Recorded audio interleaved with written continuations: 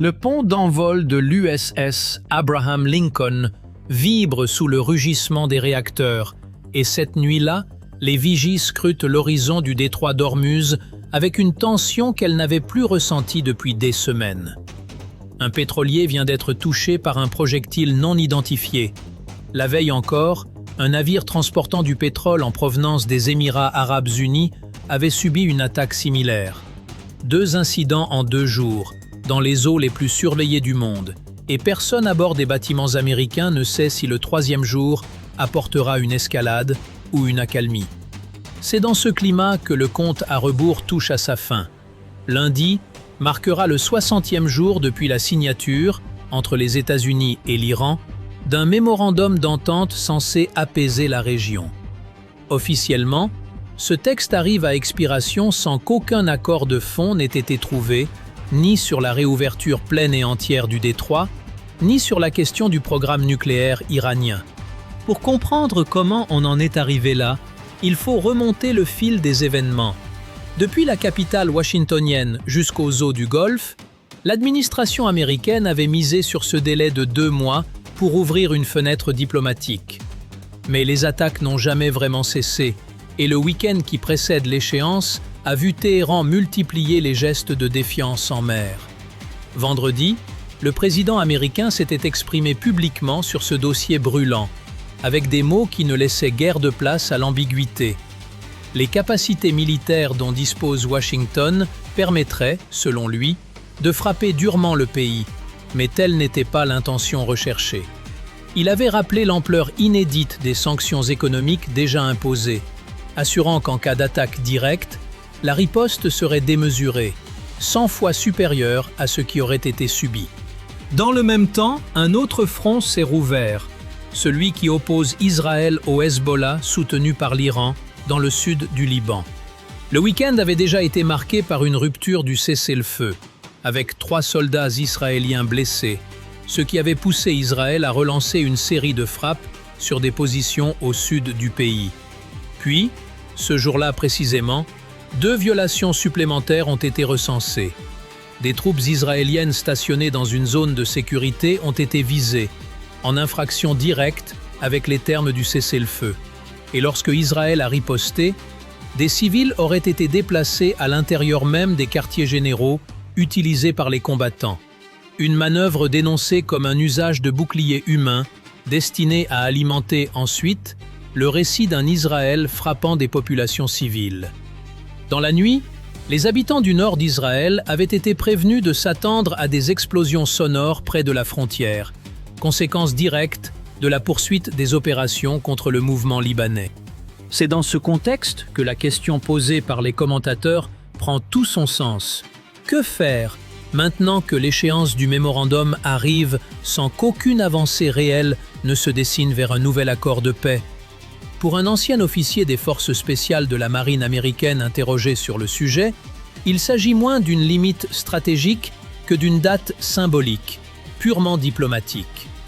La trêve, disait-il, avait déjà été sérieusement affaiblie, si tant est qu'elle ne soit pas tout simplement caduque.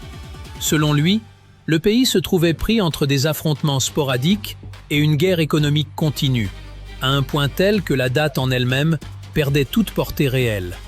Il fallait, disait-il, s'attendre à ce que cela s'étire bien au-delà des élections de mi-mandat prévues début novembre, quitte à ce que cela pèse sur l'image du gouvernement auprès des électeurs indépendants. Le temps, ajoutait-il, avait longtemps été l'arme de l'Iran.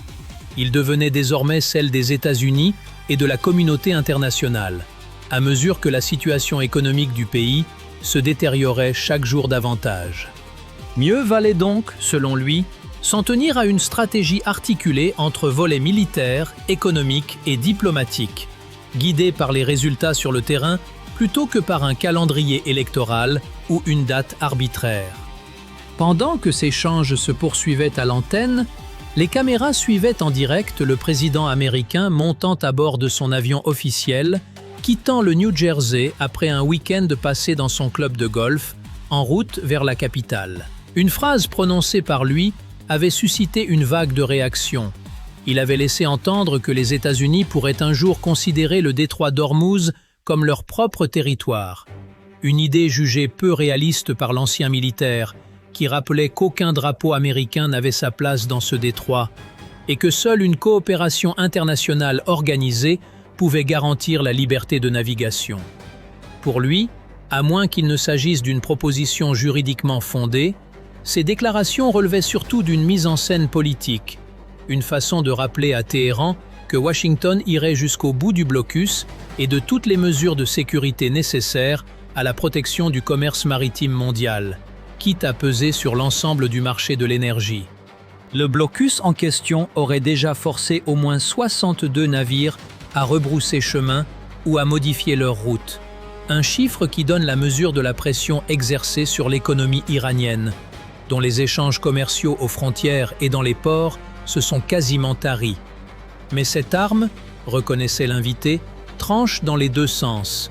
Le trafic maritime à travers le détroit reste, lui aussi, très en retrait de son niveau d'avant-guerre, ce qui pénalise autant les intérêts occidentaux que ceux de Téhéran.